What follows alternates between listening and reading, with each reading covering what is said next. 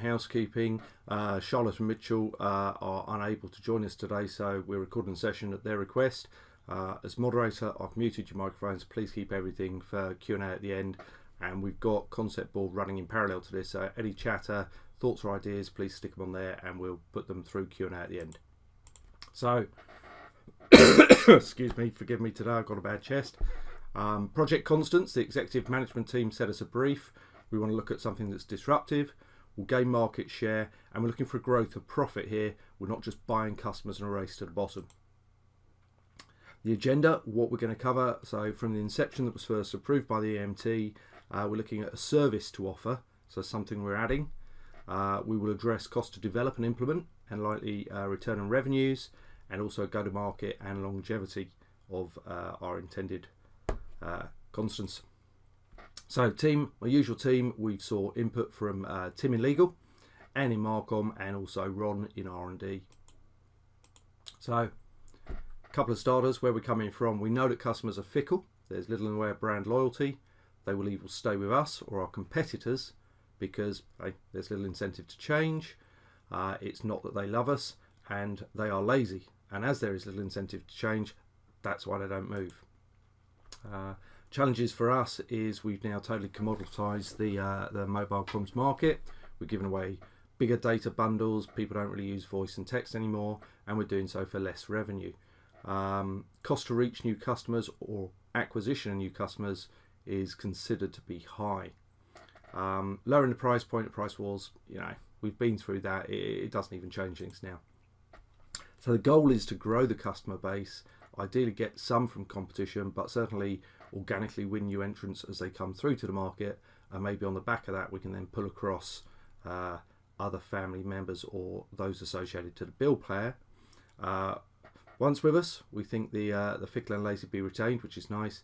And most importantly here is, instead of just trying to plunder their wallets, we're looking at a value add service which is low or no cost to us, but something clients will appreciate and pay for, and that actually contributes to the profit and our bottom line. So what we're doing, parental control as a service. We want to say to parents, look, your child needs a phone, probably their first.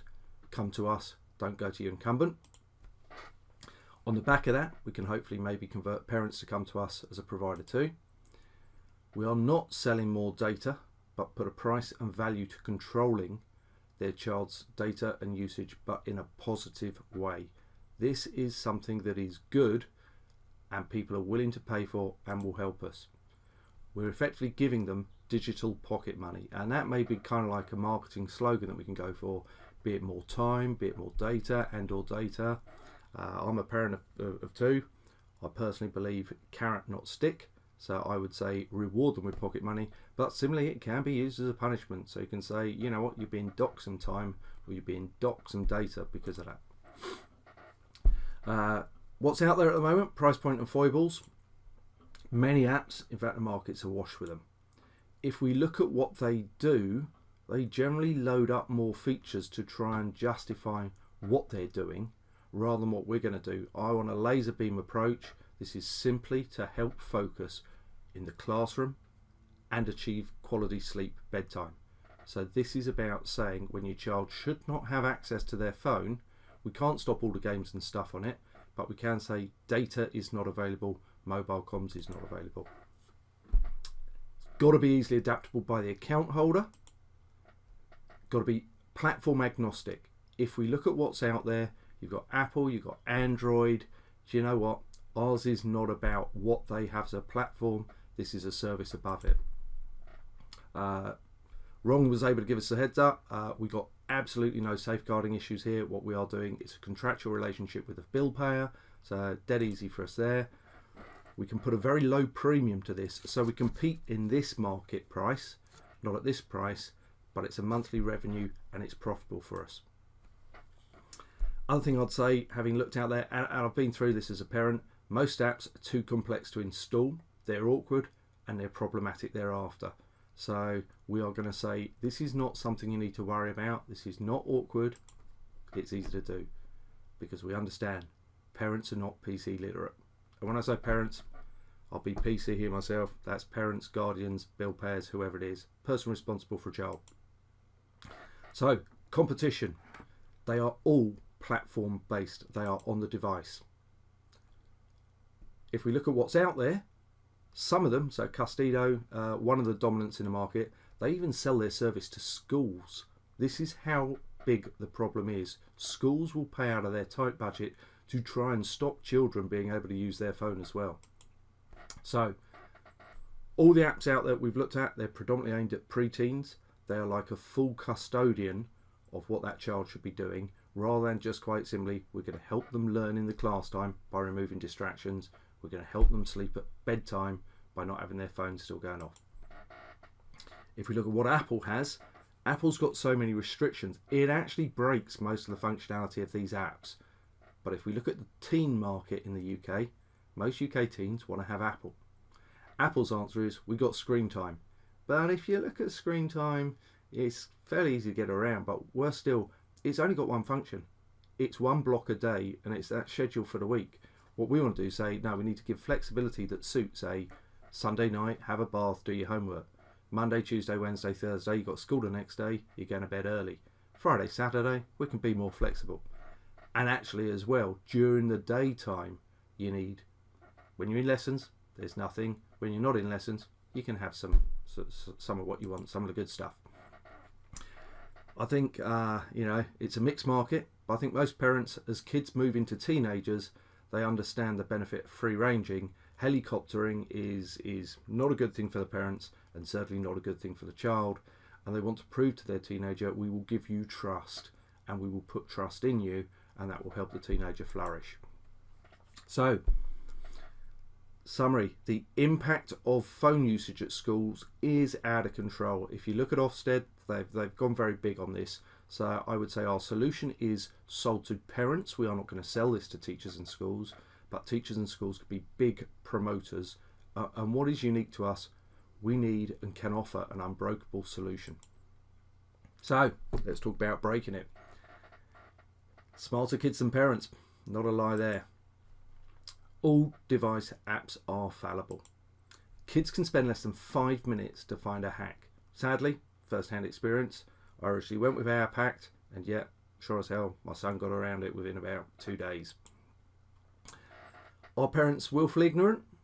Do they feel helpless? Are they oblivious? No. They are duly concerned. They understand this. So I think we will go to them with a solution, and we can package it up, say, you've got to worry, we've listened, we've responded, and we've come up with something that's robust, resilient, and highly affordable. Essence, they want a means of stopping their children from being distracted in class. Stay focused on the lesson's what you're there for. So, the service, our disruptor. We're going to install something on the cloud. Parents can easily log in via their web browser or our app. Class times are easily scheduled, so there's no data available, or texts, or mobile comms, and service resumption is then scheduled back in for break time in or outside schools. I mean, we could deep dive this and say when you associate the user to a school, it automatically picks up that timetabling the holidays. The downside to that is we're then starting to dive into child data, and so it's probably better just to put it up as a table that the parents can toggle on and off and easily program. So parents can limit time and data within their package confines, so they in theory buy a maximum. The parent can then reward good behaviour by adding time or data increments as well. So this is carrot, or conversely can be a stick. So an example there, if James has got a kid, he's got 5 gig a month, he can start off saying, I'll allocate you 2 gig. For good behaviour, say merit at school, well behaved, doing well at sports, whatever it is, you get an extra 250 meg. On the flip, I don't like this, but it's available. You can say, actually, for bad behaviour, you're going to be docked something, son. So we can easily put that functionality into it. The key crux of this, we move the value conversation away from the commoditized price point of the gigabyte, and we are going to provide something that parents know they want and should have. We secure parents' business, and the way to do this, and timing is crucial for us here, typically as children progress from middle school and they migrate up to senior school, that is when we need to strike. So a child turning age 11 or age 11 turning to 12, going into year 7 It's normally that final year of middle school that most children start to get their first proper phone, where the argument is, I'll need one at secondary school, I'm walking on my own, I need that independence, I'm growing up, and peer pressure, I must have one. And the argument will then be, instead of being given it over the summer holidays, oh, I need it for the last day of school because everybody's swapping numbers to stay in contact, take photos, blah, blah, blah. So for us, we need to really aim to hit the market with this message and be available and on for Easter, or certainly between Easter and Whitsun. I think schools will welcome the approach. Children cannot hack it. This is, and when I say hack it, I mean break it. This is the beauty here. Everything that's on the device the child can get into. This will be owned and held by us. The parents can access it. If the child are able to find out the parent's password, hey, the parent gets a notification saying you've changed your schedule, and they can opt in or opt out of that. And then if that's the case, they log back in and they change their password. It costs us less to deliver a service. So if we look at bandwidth being used, they are likely to use. They will pay for 5 gig, but in my previous example, James is only using 2 gig, maybe gives his son a bit more each month, but they're using less bandwidth. We therefore draw greater direct revenue. Bill-paying parents are delighted. We're giving them a means to suitably sleep well at night, knowing their child's getting quality sleep, quality education, good learning and lessons. And children will accept it. When they learn that it can't be got around, they just have to accept, I don't have data at that time. My phone doesn't work at that time. I can't get around it. So, route to market and challenges. We know Ofcom are impotent, they're not bad people, but in this case, they're not going to help enforce.